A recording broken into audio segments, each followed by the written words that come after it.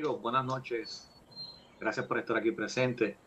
Estamos aquí en vivo, directamente con nuestro amigo, investigador, periodista Jorge Martín y nuestro compañero Pablo Sierra, colaboradores en Paraterrestre, donde hoy estaremos hablando de un tema bastante interesante, un tema que ha corrido a través de los medios en esta última semana, gracias a la cobertura que le han dado. En esta noche estaremos hablando sobre la leyenda o el tema de el chupacabras, y queremos aclarar que estaremos redefiniendo y estaremos aclarando que no es chupacabra, que el término realmente es ridículo, es poco serio, y nos estaremos refiriendo a este fenómeno como EVAs, EVA, donde son entidades biológicas anómalas. ¿Quién mejor que nuestro amigo Jorge Martín para poder hablarnos de toda esta temática y con todos los detalles que él tiene, y con toda su investigación y todo su profesionalismo? ¿Qué tal, Jorge? ¿Cómo estás? Muy buenas noches, Carlos y Pablo. Gracias por la invitación a la entrevista. Buenas noches, Jorge Martín. Señor Martín, el artículo de que pues, nos estamos refiriendo es un artículo de la BBC que el periodista independiente George Gavatis escribió hace varias semanas. Hubo pues, un artículo que también se tradujo al español. Y el señor Martín pues tuvo la oportunidad de analizar el artículo y nos va a dar su perspectiva en esta noche. Señor Martín, pues para empezar, a primera vista, ¿qué le pareció el artículo? Bueno, antes de comenzar con el artículo, rapidito, déjame hacer una aclaración a base de lo que dijo Carlos hace un momento. Sí. Estoy de acuerdo con él en que el término de chupacabra no debe utilizarse. Eso fue un término que fue acuñado por Silverio Pérez, comediante, cuando le informaron de que había una criatura que estaba matando animales en Barranquitas y que estaba en Orocovi y estaba absorbiéndole la sangre, etcétera. Y él dijo, pues eso es un chupacabras. Él lo dijo como una broma, pero los medios automáticamente acuñaron eso, ¿no? Y se quedó ahí. Pero nosotros, como al igual que Carlos, nunca vimos bien resultar ese tipo de términos porque él se prestaba a la burla, etcétera. Pues acuñamos el término como dijo Carlos, entes biológicos anómalos, porque claramente era un tipo de ente. Estas criaturas, voy a explicar que le puse ente porque tienen cierto tipo de inteligencia, cierto grado de inteligencia. A base de nuestras investigaciones pudimos sacar eso claro. Es una criatura biológica, ¿no? Es algo biológico. Claro, con unas características y unas capacidades increíbles, pero es un tipo de vida. Y anómalo porque es totalmente anormal, totalmente extraño a lo que hasta ahora conocíamos como especies animales aquí en nuestro mundo, ¿no? Sobre el artículo,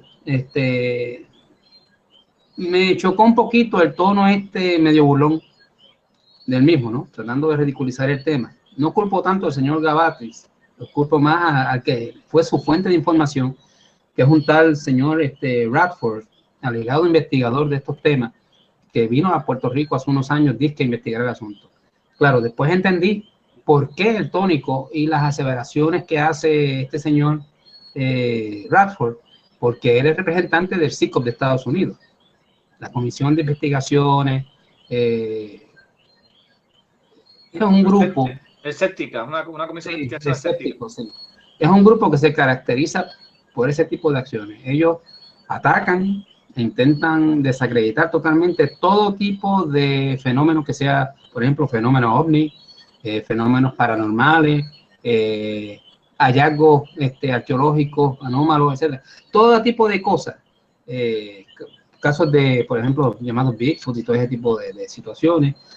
Ellos se lanzan a tratar de destruir, las bases de todo ese tipo de información. Y utilizan siempre una táctica específica. Ellos hablan con todo el mundo, menos con los que tienen que hablar. O sea, ellos no hablan con los investigadores que han estado envueltos con las situaciones, con los testigos clave, no van a recoger las evidencias físicas que hubo en esos casos, pero sí emiten opiniones. Y por lo general son opiniones viciadas y tergiversadas. Por ejemplo, en los casos de OVNI, en los Estados Unidos, ellos tocan algunos casos de OVNI y tratan de desacreditarlos, pero jamás han querido envolverse en casos de testigos múltiples o de abducciones de múltiples personas, porque ese tipo de casos son muy difíciles de rebatir como estaba diciéndole yo hace un rato a Pablo, que aparte, son muy difíciles de rebatir, máxime cuando son muchos testigos que vieron la misma experiencia, vieron las mismas cosas, en muchos casos fueron abducidos en conjunto, tienen una serie de evidencias físicas en conjunto, por lo tanto, ellos huyen de esos casos como la cruz, como el diablo a la cruz, vamos a decir. Y eso te demuestra la actitud alegadamente científica de estos personajes del ciclo. Okay. Pues nada, este artículo me pareció, al igual como usted lo describe, absurdo, e incluso hasta ilógico. Y quiero también aclarar una cosa, no hay nada de malo en ser escéptico, tener una mentalidad. Claro. Siempre es necesario un poco de escepticismo para claro, ver las cosas con más objetividad, definitivamente. Claro que sí. Pero cuando se trata de unas personas que ya de por sí tienen una agenda y ven las cosas de cierta forma simplemente por probar o con la idea de desprestigiar, ¿no?, un fenómeno que se está dando y que se ha dado por muchos años, y no en el contexto en que ellos lo publican en este artículo. El señor Martin ha investigado esto por muchos años, muchísimos años, ha entrevistado decenas, quizás cientos de testigos, y ha ido a la evidencia científica y ha entrevistado a las personas clave para estudiar este tipo de fenómenos.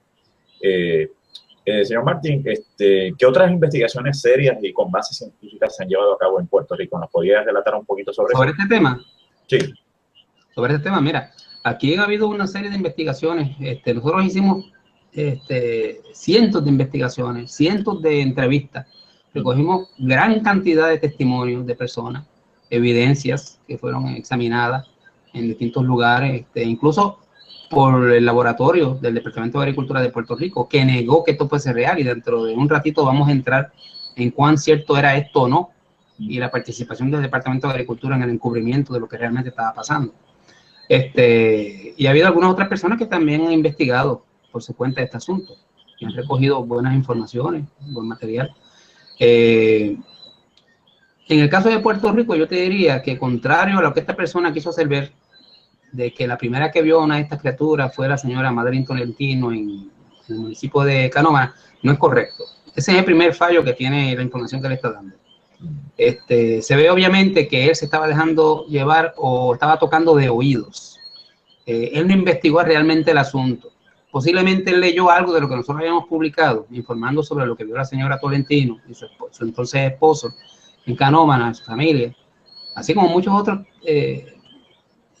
ciudadanos que viven en los alrededores, en el sector Campo Rico de Canóvanas, en toda la zona.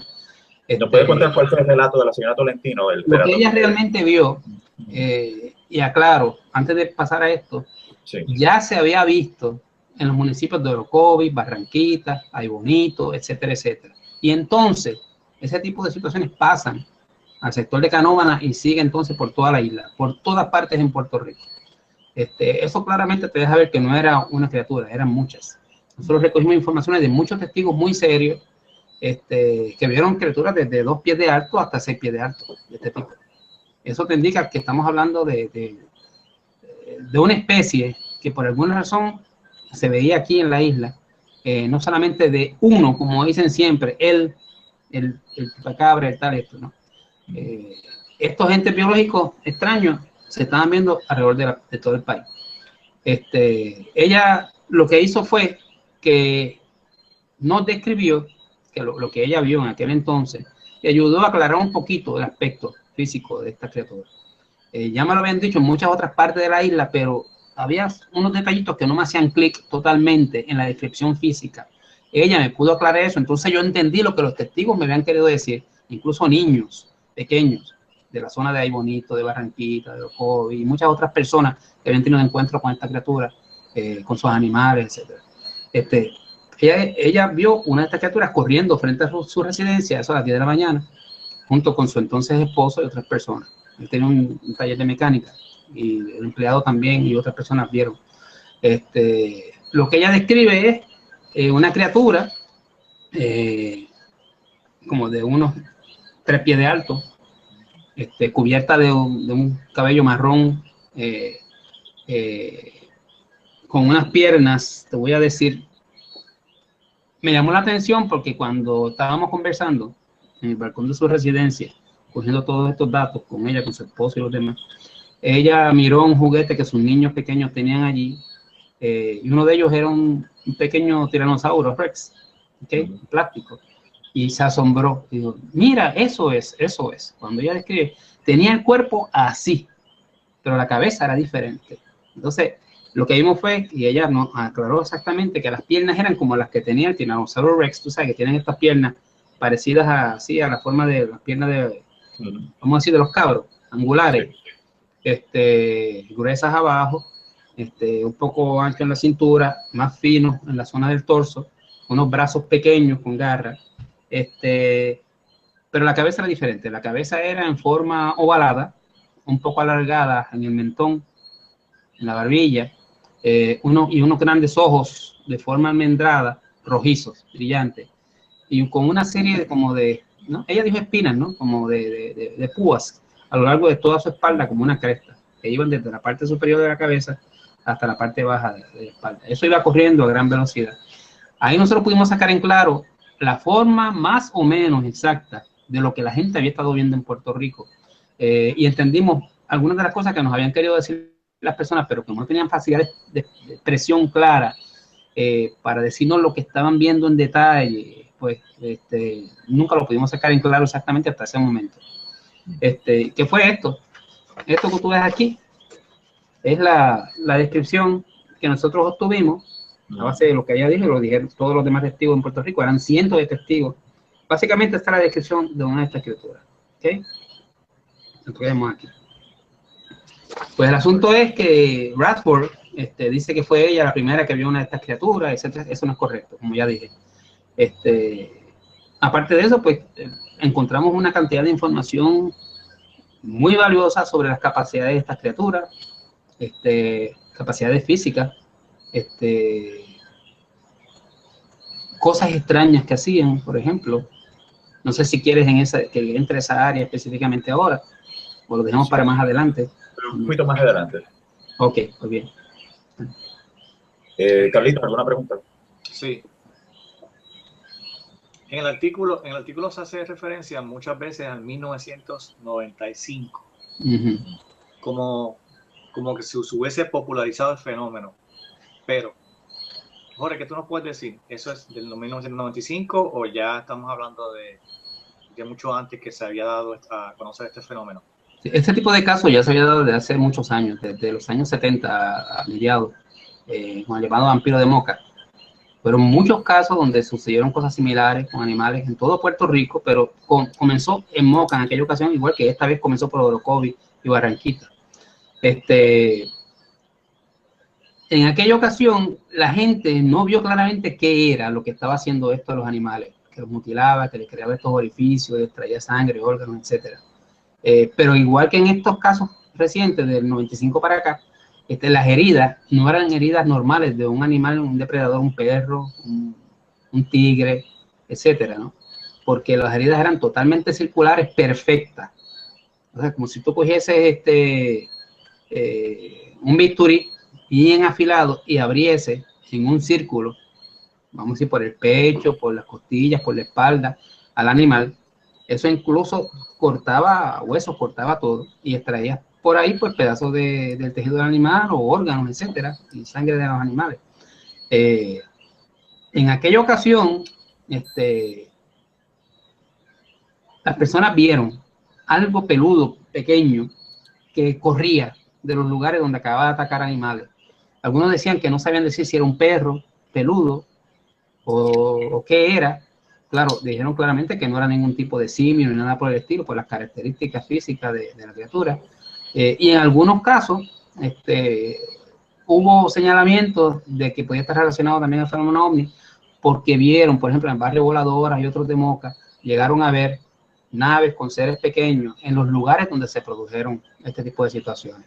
Claro, probar que una cosa y la otra estaban unidas en ese momento es diferente, pero en tiempo y espacio es interesante que se dio la coincidencia. Así que, Carlos, como tú me bien preguntas, esto viene desde hace mucho tiempo. Después hubo como un lapso de tiempo, de unos años, donde se calma la cosa, y eso se ha notado en este tipo de casos. Hay como unos ciclos. cada 10, 15 años regresa la situación. ¿Okay? En esta ocasión comenzó en la zona del 94, más o menos para el 94-95, en esa zona de Orocovi, Barranquita, pero en esta ocasión mucha gente pudo ver más o menos cómo eran estas criaturas. Y todas describían básicamente lo mismo. Y también tenemos muchos casos de niños pequeños de esos pueblos de Orocovi, de Aybonito, de Naranjito, de Barranquita, que tuvieron encuentro con estas criaturas. Y nos llama la atención porque varios de estos niños nos dijeron que estuvieron muy cerca de ellos. Las criaturas se les acercaban, les miraban, les tomaban de sus manos en algunos casos, les miraban con curiosidad y nunca les hicieron daño. ¿Sí? Se iban. Hubo un niño que estuvo en un árbol junto a estas criaturas y la criatura no le hizo daño. Algunos decían que les recordaba a Bugs Bunny, el personaje de las caricaturas, de los muñequitos, porque era pequeño, peludito, así, etcétera, y ellos lo identificaron con un Bugs Bunny. Eso te indica que no les dio temor per se. Y así hubo muchos casos, pero no pude entender con claridad qué era lo que me estaban describiendo, sino hasta después cuando estuve en Canóvanas, que varios testigos me dieron declaraciones con detalles más claros, más específicos. Y estas descripciones de antes de los 90 son consistentes, la descripción de esta entidad con la que se dio en los 90, desde los 70, no. No en el sentido de que en aquella ocasión no hubo testigos que llegasen a ver con claridad lo que era, ¿sí? Porque lo vieron de noche mayormente y cuando huía. Sí dijeron que era algo no muy alto lo que pudieron ver, peludo, que en ocasiones corría en 4 patas, en ocasiones corría en 2 patas. Algunos decían que podría ser un perro, pero no estaban seguros qué demonios era lo que estaban viendo, por el pelaje, ¿no? Pelaje oscuro, marrón. Eso fue lo más que se pudo sacar en claro en aquella ocasión. Ahora en los 90, 95, 96, 97, 98, hasta ahora, pues es que se ha podido ver más detalladamente de qué se trata realmente. Okay. Me llama la atención algo, y es que cuando estuve leyendo el artículo, se hace mucha referencia a Madeline, testigo entrevistada, ¿no? por este señor Benjamin Radford, dicho sea de paso. Me parece a mí que debieron como que haber tomado más personas, ¿no? Y realmente pues citarlas, ya que si tú tienes un título de científico, pues se sabe que el proceso es investigar a unos cuantos testigos, ¿no? Estoy de acuerdo contigo, pudo haber utilizado muchísimas otras personas que fueron conocidas, personas que incluso salieron por los medios discutiendo este asunto, testigos de importancia, pero él se quedó solamente en eso para mencionar que la primera que vio un tipo de criatura de este tipo fue Madeline Tolentino, lo cual no es correcto, ¿no? ¿Por qué no abundó más en lo que ella le describió que había visto, en las circunstancias? ¿Por qué no habló con todos los testigos en la zona alrededor? Si él dice que él visitó esa zona, y visitó Madeline Tolentino. Mira, alrededor de esto, de la residencia de Madeline, en la zona del sector Campo Rico de Canóvanas, muchas personas tuvieron encuentro con estas criaturas. Muchos vecinos del área. Pudo haber entrevistado a muchos de ellos, recoger los datos, las descripciones, etcétera, etcétera. ¿Qué hizo? ¿Qué no hizo? ¿Por qué no entrevistó al policía que reside allí, Juan González, creo que se llama? Creo que es Juan, no estoy seguro, Juan González, que nosotros lo entrevistamos, que le disparó a estas criaturas en su balcón. ¿Ok? Él salió una noche y se encontró con una de esas criaturas en su balcón, mirándolo. Entonces, pues él sacó su arma de reglamento y le disparó. Aparentemente la hirió, pero lo que hizo la criatura fue que se hizo como una bolita y salió disparado y después salió corriendo. Él no sabe si la hirió realmente o no. Le pareció escuchar el golpe de las balas entrando al cuerpo de la criatura, pero como siguió corriendo y se desapareció. ¿Por qué no conversó con un testigo como él, que es un policía de credibilidad en la zona, un oficial muy reconocido? Eso te deja ver que ya pues había como, no sé, tal vez había una agenda específica de no tocar cierto tipo de casos y tocar otros que se prestasen a lo que se quería hacer, ridiculizar el tema. Sí, hablando de agenda, Martín, estuvimos hablando también fuera de la grabación de que se hace alusión a la película Species, ¿no? En el artículo, que esta testigo fue influenciada porque vio la película y pensó pues que podía escribir o era parte de su imaginación porque vio esta película.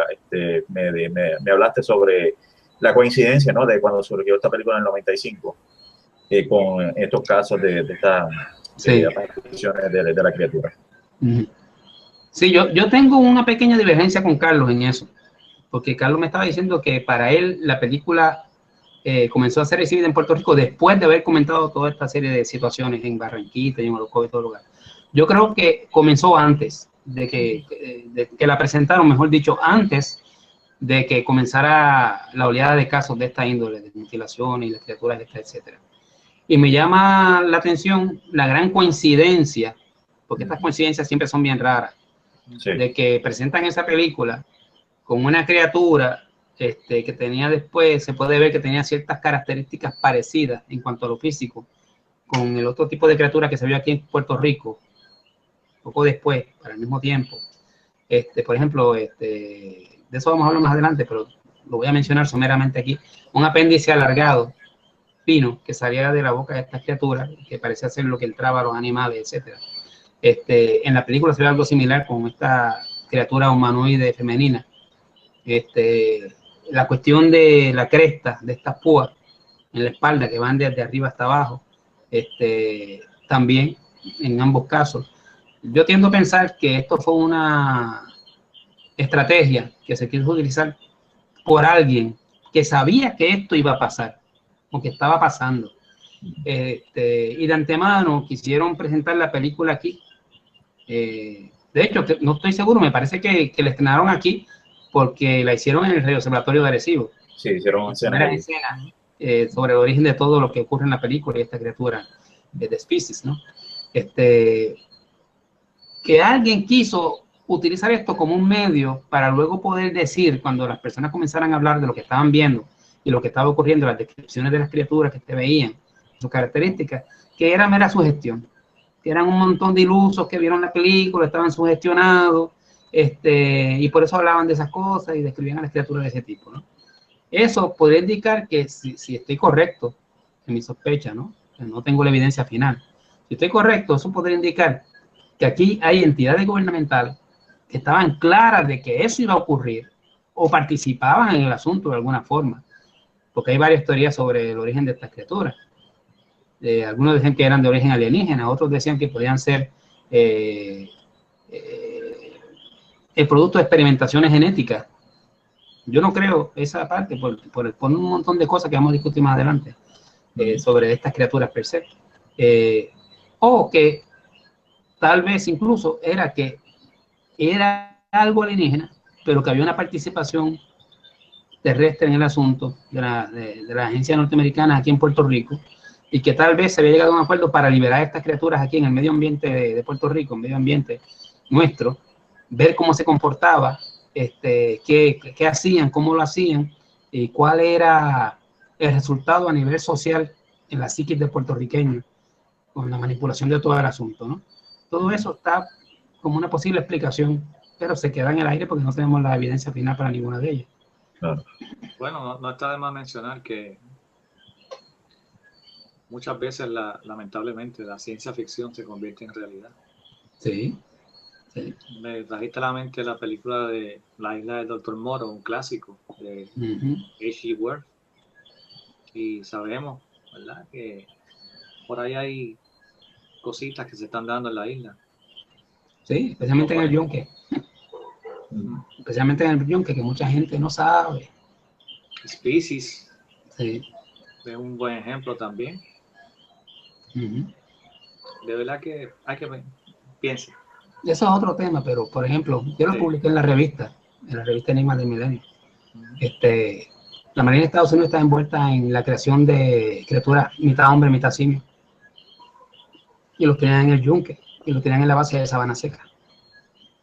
Que de hecho eso es lo que trata de traer este periodista, ¿no?, en el artículo, de que todo esto es producto de un sentimiento de desconfianza contra el norteamericano, y que pues porque Puerto Rico, los puertorriqueños han sido sujetos de experimentación, que eso es muy cierto, ¿no? Aquí Puerto Rico, la isla de Puerto Rico siempre ha sido como un lugar de experimentación para los norteamericanos, el gobierno norteamericano, y Y dice, una de las conclusiones que el señor Radford llega, según el artículo, es que existe este sentimiento antiamericano y por lo tanto se han inventado estas fábulas y estos cuentos para justificarlo. Sí. ¿Qué opina de eso? Eso yo lo encontré un poquito, vamos a decir, lo encontré lamentable, ¿no? Porque para mí lo que él estaba demostrando con ese tipo de argumento era una actitud como de prejuicio hacia el puertorriqueño. Me parece un poco necesario. Porque él dijo claramente ahí, específicamente, con énfasis, que para él pudo ver que lo que había envuelto con las declaraciones de la gente que él entrevistó era que había un sentimiento anti-estadounidense en los puertorriqueños, y específicamente en lo que él entrevistó, lo cual no es correcto. Hay un sentimiento, ¿no? De cierta, ¿cómo te diría yo? A base de unos hechos históricos que han ocurrido a través de décadas aquí en Puerto Rico, ¿no? Con las autoridades federales, las experimentaciones que se hicieron aquí en Puerto Rico, que trajeron consecuencias con la población, con la mujer puertorriqueña, con la reproducción, la talidomida, los experimentos en el yunque con radiación, con agente naranja, y un montón de cosas más, y también cuestiones políticas. O sea, que el puertorriqueño, aunque no entra mucho en eso, está muy claro en esas cosas que han ocurrido. Pues tal vez le comentaron eso a él y él lo interpretó enseguida y lo utilizó en el artículo para justificar lo que decían los testigos puertorriqueños que él entrevistaba, como que tienen sentimientos antiamericanos. No, señor Radford. Ellos están expresando una serie de cosas que han ocurrido y comentaban sobre el asunto porque son hechos históricos en los cuales las autoridades estadounidenses estuvieron envueltas en Puerto Rico y son hechos innegables. Entonces, él no podía interpretar eso como que son sentimientos antiamericanos y que por eso, y eso es lo ridículo del asunto, por eso estaban hablando de estas criaturas, de los llamados entes biológicos anómalos, como un modo de atacar a las instituciones norteamericanas. Eso es totalmente, a mi modo de ver, estúpido. Y no, yo también lo vi de esa forma, llevarlo como si fuera una conclusión o una de las conclusiones para que se toque este tema, me pareció totalmente estúpido y absurdo. Martín, yo estoy seguro que usted entrevistó a mucha gente que son más estadistas que George Washington. Sí. Y eso no tiene nada que ver con si tienes un sentimiento antiamericano o no. O sea, independientemente de tu ideología política o el sentimiento que tú tengas, si viste algo, punto. No importa tu ideología política. Y estoy seguro que tú te encontraste con gente que era muy empático con la estadidad. Así que eso es un punto bien importante el que tú tocas, porque mucha gente podría pensar a base de las cosas que yo publico. Yo no tengo, te lo digo claro, yo no tengo ningún tipo de resabio en decir nada de lo que tenga que decir si son cosas que me fueron relatadas por los testigos y hay evidencia, etcétera. A mí no me importa lo que puedan pensar, que si lo estoy haciendo por inclinaciones políticas o por opiniones tergiversas, prejuiciadas por mis visiones políticas, las que sean.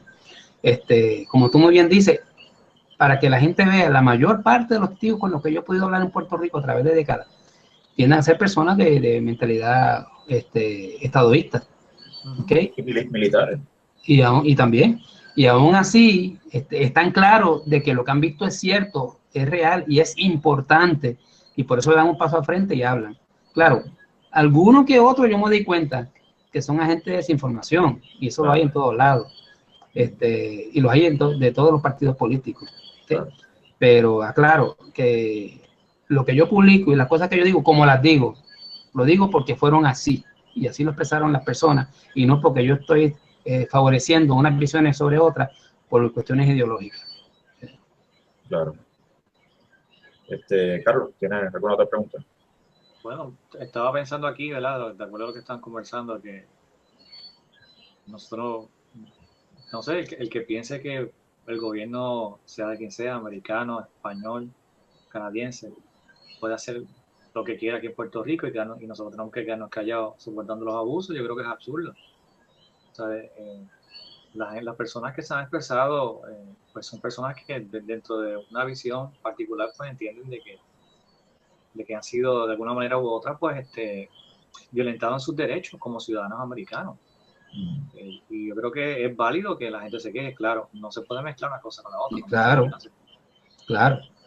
Ese es el error que comete este señor, ¿no? A mí me pareció incluso como que rayaba un poquito en una en una visión racista Sí. hacia el puertorriqueño. Prejuiciado. Es lamentable decirlo, pero me parece eso, porque lo que está diciendo junto a decir que todo lo que estaban hablando era por que estaban sugestionados por la película Species y su imaginación se había volado, etcétera, etcétera. Está diciendo que el puertorriqueño es morón, en otros términos, sí. Y yo personalmente resiento eso. Una falta de respeto a la inteligencia del puertorriqueño. Sí. Obviamente, me pareció totalmente sesgada, con muchos estereotipos. Incluso este artículo aparece bajo la sección de mitos y leyendas Claro. en ese website. Así que eso fue una de las observaciones que hice. Wow, esto lo toman como algo folclórico, como un cuento de esto de una leyenda urbana, ¿no? O un cuento de esto de campo, ¿no? Como un fenómeno psicosocial. Exactamente. ¿Sabes? Exactamente. De sugestión de que corrió por el internet un cuento y pues. Pero él lo explica por qué en todos los países donde se ha manifestado este mismo tipo de fenómeno de esta criatura, desde toda América del Sur y América Central, incluso Estados Unidos. Cuando yo participé en el programa que te dije hace un rato de Unsolved Mysteries, ¿okay? Ellos, tú sabes que al final del programa ellos ponían unas preguntas para que el público se comunicase con la oficina de producción de ellos y diese opiniones o más informaciones sobre el tipo de cosas que estaban discutiendo. Después ellos se comunicaron conmigo, me enviaron un caudal de información de gente de todos los Estados Unidos, de todas partes, que habían tenido encuentros con criaturas similares, ¿okay? Con informaciones muy serias. Y lo que estaban describiendo era lo mismo, definitivamente. Ellos mismos se asombraron de la respuesta de la situación. O sea, que eso venía ocurriendo en los Estados Unidos hacía tiempo y no se conocía. Claro. Pablo y Jorge, ¿notaron las incongruencias en todo el artículo? Sí, hay un sinnúmero de cosas que no van las unas con las otras, ¿no? Bueno, la mayor incongruencia para mí fue lo de los coyotes. Sí. Mapache, ¿qué es eso? Perros sarnosos y los coyotes. Pues no, para mí lo que de verdad que botó la bola, como decimos acá en el barrio, fue un pescado. Sí, mira, un pescado. Yo estaba pensando que fue un error de traducción, ¿no? Pero dice fish en el artículo de inglés también. Incluso un pescado. Un pescado. Mira, yo recuerdo cuando esas informaciones comenzaron a salir y mostraban la fotografía, y yo lo veía claramente en el momento, mira, se notaba que eran perros y eran coyotes. Okay. El que estén sarnosos, como dice la doctora, que te puedes confundir, porque como no tienen pelo y están así con la piel corroída, etcétera, pues claro, cogen un aspecto alegadamente bien diferente y la gente puede creer que es otra cosa, que es una de estas criaturas. No, mira, el que conoce ve un perro o ve un coyote y sabe que es un perro o un coyote, tenga sarna o no tenga sarna. Correcto. Okay. Y que este señor venga a decir que en su investigación él demostró que era eso, con las cosas que le dijeron en Texas, donde hubo varios casos de ese tipo. Eso tampoco tiene sentido, eso no es correcto, eso es falso. Porque las características de esta criatura son muy diferentes a las características físicas de perros y coyotes y mapache. ¿Okay?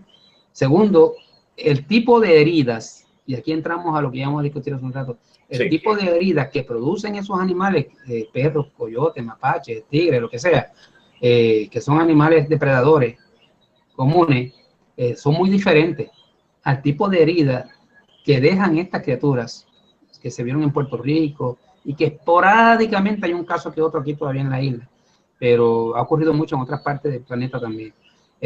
Por ejemplo, el perro, el mapache, el tigre, el león, el coyote, cuando ataca a una criatura lo hace mordiendo, ¿ok?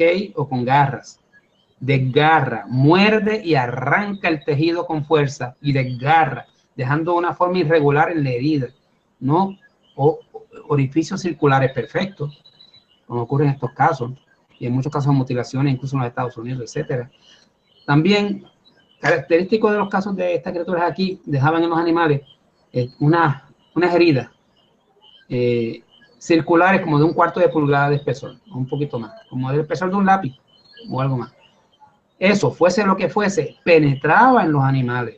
¿Okay? Nosotros creemos que eso era este apéndice alargado que salía de la boca de los animales, que muchos testigos describieron, incluso niños, que entraba a los animales, penetraba, y entonces absorbía tejido, absorbía líquido, sangre, lo que fuese, muestra. En algunos casos, Pablo y Carlos, por increíble que parezca, nosotros lo vimos en persona, lo corroboramos. Ya yo tenía información sobre esas situaciones, porque habíamos visto otros cortes que se habían hecho a animales, análisis, ¿cómo se dice? Necropsias, hechas por profesionales. Pero para que tengas una idea, en una ocasión, colaborando yo con el Canal 4 de televisión de aquí de Puerto Rico, con Pedro Rosanares, que están investigando el asunto, fuimos y recogimos una serie de animales que habían sido acabados de matar en una zona en Dorado. ¿Okay? Un pavo real, bellísimo, grande, y varios otros animales, pollos, etcétera, conejos. Lo llevamos al laboratorio que utilizaba en Puerto Rico en ese momento, el Departamento de Agricultura, para hacer sus muestreos, su necropsia y sus cosas, que estaba en Dorado, justo antes de entrar al pueblo Dorado, la carretera principal que hay allí en Toa Baja, un edificio que ahora está en abandono. Ese era el lugar donde ellos hacían todo esto. Lo llevamos allí, no recuerdo si el nombre del que lo dirigía era un veterinario Matos o algo por el estilo. Y llevamos los animales, todo esto siendo grabado por las cámaras del Canal 4, Guapa Televisión. Y comenzamos a hacer una necropsia. Él estuvo de acuerdo y se hizo. Por ejemplo, el pavo real. Un edificio de esto pequeño de 1/4 pulgada. Algo le penetró por el costillar del lado derecho. Cuando se abre el animal para examinarlo por dentro, se vio que eso había penetrado profundo, dejando un surco del mismo espesor y había llegado hasta el corazón del pavo real. De ahí, ¡pap!, cortó un pedacito. Tomó como una muestra. Increíblemente, eso mismo que llegó hasta ahí, hizo un viraje en ángulo, dejando otro surco perfecto hasta llegar al hígado. Y ¡pap!, arrancó otro pedacito del hígado. Después hizo otro viraje en ángulo y se fue hacia más abajo, hacia las glándulas sexuales del animal. Y lo mismo. El veterinario no podía creer aquello. Dijo, yo no puedo creer esto, se puso bien nervioso. Yo no puedo creer esto, esto es increíble, esto es imposible. ¿Con qué diablos estamos lidiando aquí? ¿Qué es esto? Okay, todo eso lo tomaron las cámaras del Canal 4 de televisión. Ellos estaban haciendo el reportaje. Y cogieron la declaración de veterinario. Pero después, a final de cuentas, no presentaron el reportaje en el Canal 4 y apareció el veterinario diciendo que sí, que habían examinado los animales, pero que eran perros los que habían mordido los animales. O sea, todo eso lo escondieron. ¿Okay? Se tergiversaron y encubrieron todo. Y como ese, hubo muchos otros casos similares. Nosotros tenemos otros casos donde, por ejemplo, que el doctor Carlos Soto, veterinario, muy conocido aquí, de la zona de Levitán, colaboró con nosotros. Recogimos animales en Gurabo y otros lugares, conejos y otros animales, que tenían, por ejemplo, aquí en la tráquea tenían un pequeño orificio, el mismo orificio, por aquí por la parte de atrás de la cabeza, que voy a entrar ahora a discutir algo sobre eso, y por aquí por esta zona, ¿verdad?, el cuello. Eso era lo único que tenían, no parecían tener sangre. Cuando los abre para examinarlo, ¿ok?, todo eso yo lo tengo grabado en video, todos esos análisis. Cuando abren los animales, los conejos, etcétera, que abren, de dentro del animal, de su organismo, faltaban órganos completos. ¿Ok? Faltaban el corazón y faltaban otros órganos internos. ¿Por dónde salieron? Si lo único que había era un orificio pequeño aquí del tamaño de 1/4 pulgada. Él llegó a la conclusión que lo que sea que penetró por ahí, había, de una forma que él no podía explicarlo, extraído esos tejidos y esos órganos por ese pequeño orificio. Y lo único que dijo fue, mira, esto puede ser que esto, lo que sea, secreta algún tipo de sustancia o algo que ablanda extremadamente esos tejidos y los puede succionar y los saca por ahí. Pero eso indica que esto se trata como de un muestreo o algo por específico, porque escoge específicamente ciertos órganos. ¿Okay? Después de eso, dentro de un momento vamos a discutir algo que ocurrió cuando una fuente dentro del Departamento de Agricultura nos reveló lo que había encontrado el Departamento de Agricultura de aquí junto con el laboratorio Ames de Iowa, de Estados Unidos, algo muy similar que indicaba que esto era así, que eso estaba ocurriendo de esa forma. Y corroboró esa información. Sí, lo corroboró. Totalmente, y dio más detalles. Si quieres te leo rapidito. Sí, cómo no. Pero me gustaría leértelo tal como estaba. Sí. Esto es extraído del libro que yo hice, pues, el proyecto EVAS. Tengo aquí de la transcripción que yo hice de ese pedacito específico. Okay. Unas raras enzimas y proteínas. Y me perdona que tome el tiempo, pero creo que es importante que los que estén viendo esta entrevista tengan clara esta información. Justo antes de entrar nuestro libro de la imprenta, recibimos importantes informaciones sobre el asunto de los llamados EVAs en Puerto Rico que debemos compartir con los lectores. A principios del mes de mayo del año 1997, un equipo de producción del programa Explorer de la National Geographic Society nos entrevistó para un reportaje de 15 minutos que hacían sobre el fenómeno extraño de estas criaturas en Puerto Rico. Como parte de la producción, interesaban entrevistar al secretario del Departamento de Agricultura de Puerto Rico y, si esto no era posible, al señor Héctor García, director para entonces de la División de Veterinaria de este departamento. En ese entonces, el director del Departamento de Agricultura era de apellido Soto. Todas las gestiones hechas por el personal de National Geographic Society para lograr tales entrevistas fueron inútiles, ya que los representantes de esa agencia dilataban el conceder la misma hasta que finalmente se les dijo que no sería posible llevarla a cabo, y no lo hicieron. Sencillamente nadie en el Departamento de Agricultura de Puerto Rico estaba disponible para la entrevista y todo quedó ahí. ¿Por qué? Ahora vamos a ver. ¿Por qué esta actitud de parte de los directores del Departamento de Agricultura de Puerto Rico? La respuesta está en la información que le brindamos a continuación, obtenida gracias a la colaboración de una fuente confidencial muy importante y muy cercana a la plana directiva del Departamento de Agricultura de Puerto Rico, que por razones obvias prefiere mantenerse en el anonimato por el momento. Aclaramos, y se lo aclaro a ustedes y a los que estén escuchando esta entrevista, aclaramos que aunque en este momento no podemos identificar a la fuente, tenemos en nuestros archivos la grabación de sus declaraciones y que durante la entrevista hubo otras personas presentes que en su momento pueden dar testimonio de la veracidad de esta. He aquí lo dicho por la fuente. Como usted sabe, Martín, el Departamento de Agricultura efectuó en su laboratorio localizado en el municipio de Dorado, el mismo lugar al que llevamos los animales, en el Canal 4, necropsias, análisis y muestreos de tejidos y líquidos de animales alegadamente víctimas de los llamados chupacabras o entes biológicos anómalos, entre ellos muchos cabros y ovejas. Una de las cosas que más nos llamó la atención fue la falta de coagulación en la sangre de estos animales. Eso era una constante en estos casos. Y la falta de rigor mortis también.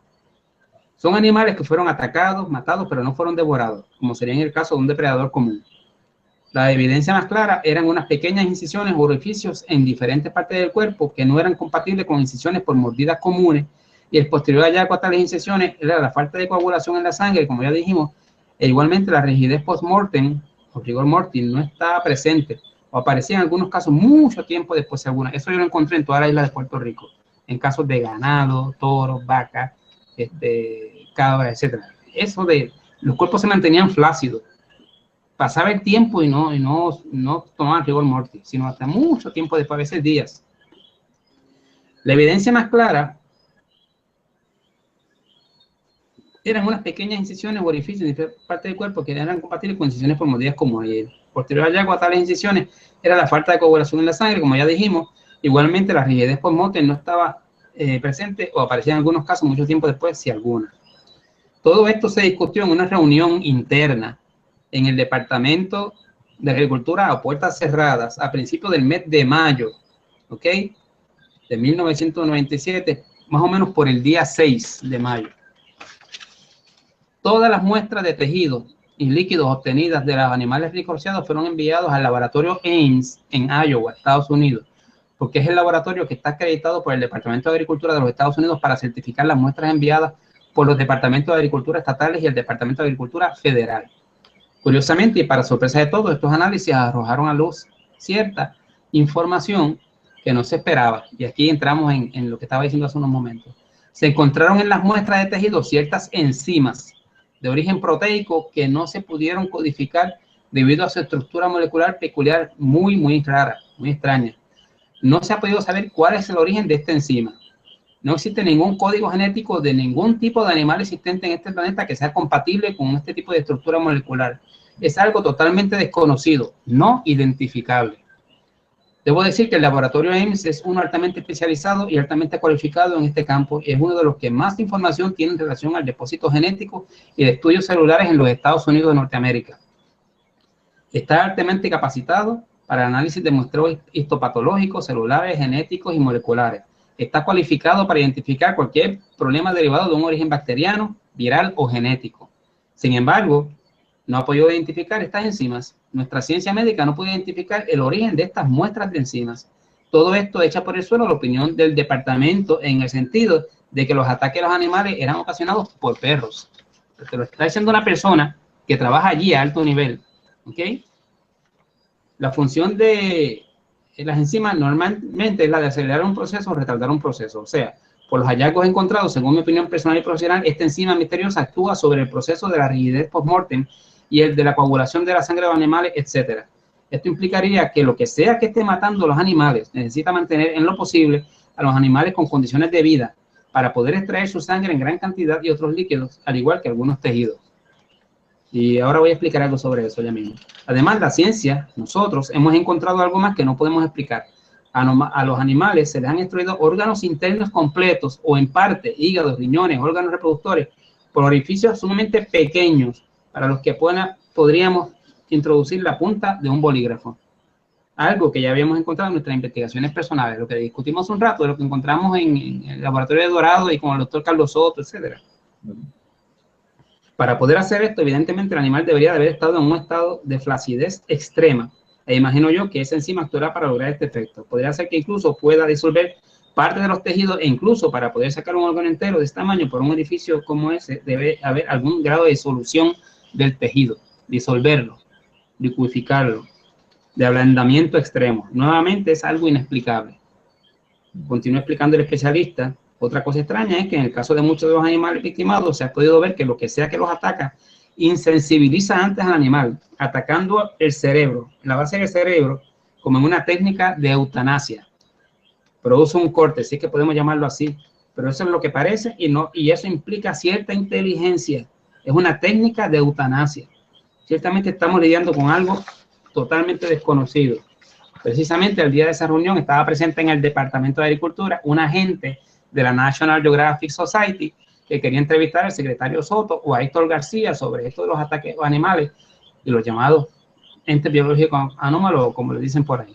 Y en el departamento había pánico de que se filtrase esta información que acababan de recibir sobre lo que se había encontrado en el análisis de las muestras en el laboratorio Ames de Iowa. Se dieron instrucciones de no hablar en lo absoluto del asunto del hallazgo de estas enzimas, aparentemente para no crear pánico en la población, e igualmente se impartieron instrucciones específicas de no atender a la gente de la National Geographic, y así se hizo. Y por ahí hay un montón de cosas más. Wow, increíble, ¿verdad? Yo creo que con esto podemos cerrar y irnos.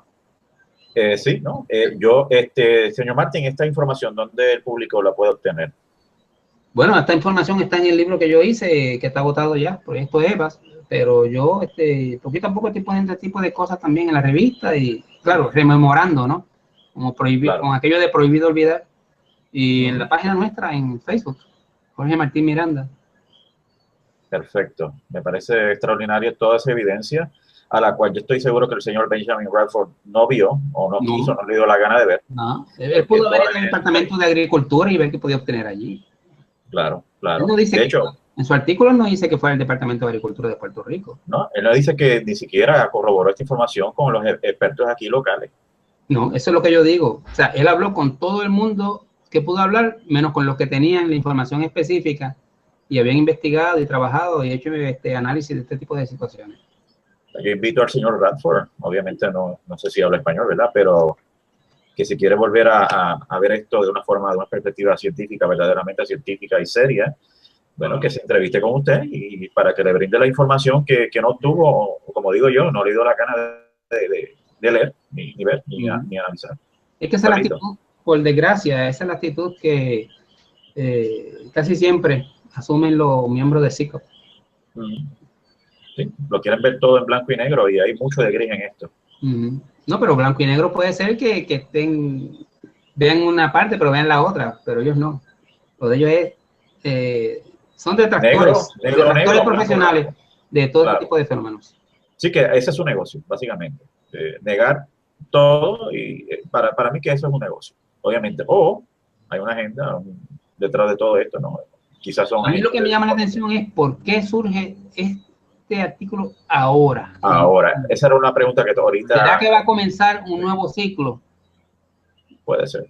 De este tipo de eventos en la isla y ya están preparando el ambiente para desacreditar el asunto. Si no me equivoco, este artículo originalmente salió en noviembre. Estaba pendiente a la fecha de este artículo creo que por el 13 de noviembre o algo así de este año. 13 de diciembre. 13 de diciembre. 13 de diciembre, ok. Y 13 de diciembre, ok. Pero que me hice la misma pregunta, ¿por qué salió ahora? Esto era un tema que se dejó de hablar por un tiempo, ¿no? Y ahora estamos retomando este tema por ese artículo. Pero hay que ver por qué sale ahora la BBC. Obviamente un medio a nivel mundial, ¿no? Donde tiene una gran audiencia y están retomando nuevamente este tema. Hay que ver por qué lo están haciendo.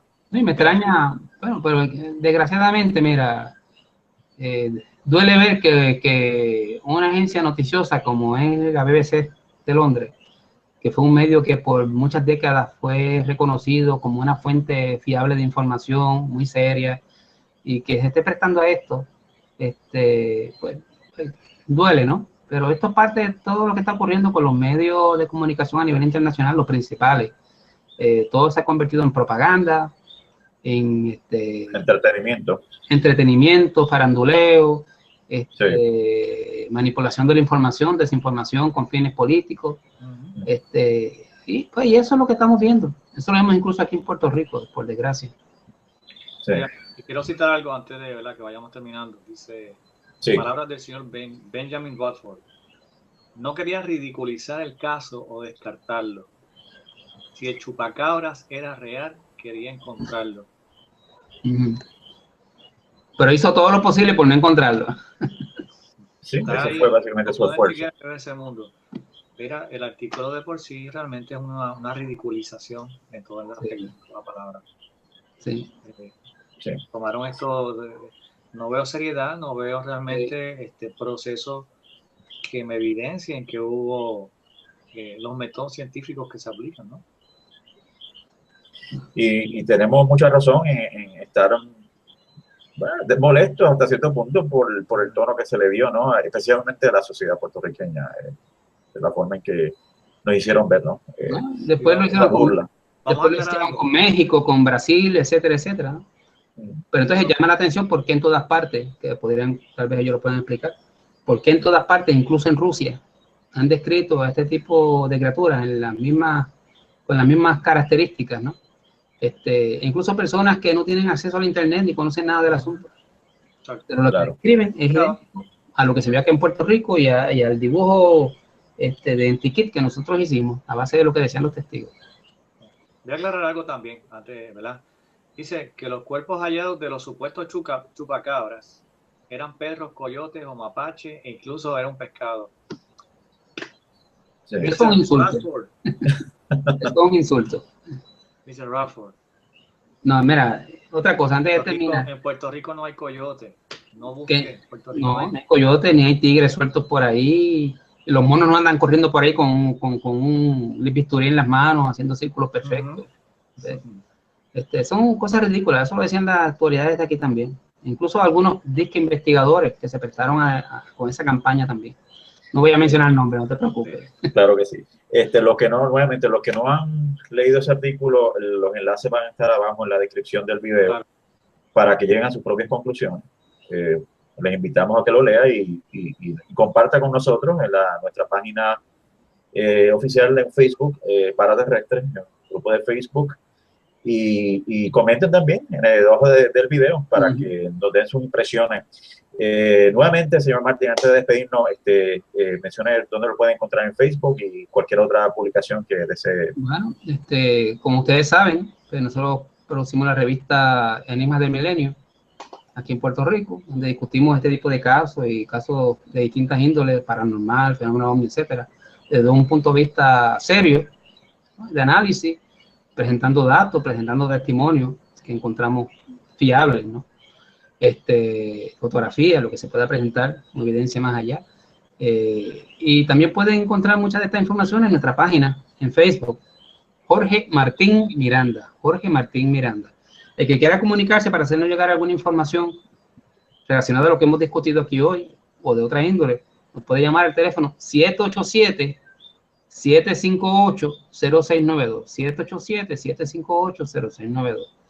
787-758-0692. Y si tienen alguna duda sobre lo que hemos discutido y quieren comunicarse con nosotros para aclararla, pues estamos a sus órdenes también.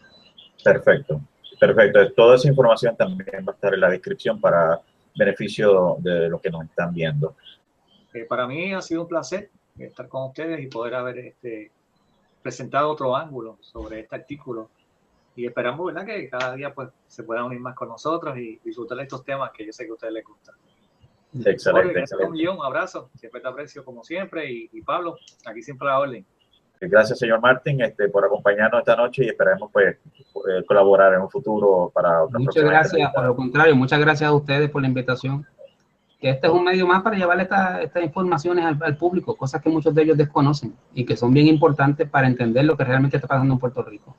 Estamos viviendo, mira, con todo esto, es obvio que estamos viviendo una realidad dividida.